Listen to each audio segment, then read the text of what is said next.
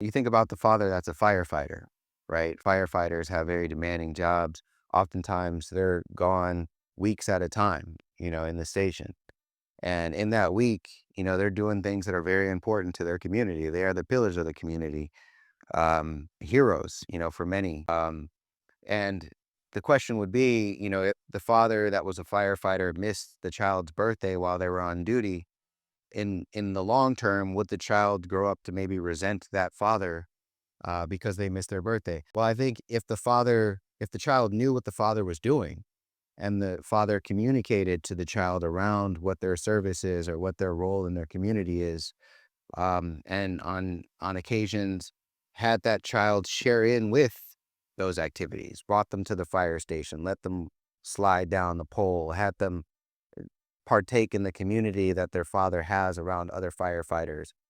Let that child realize how revered that person is in the community.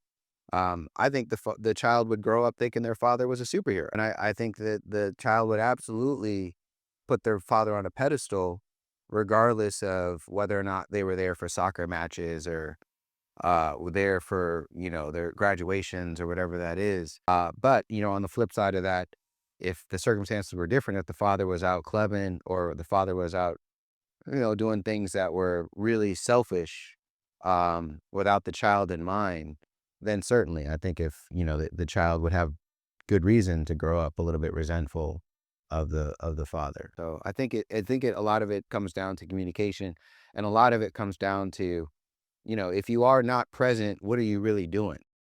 Unpopular opinion.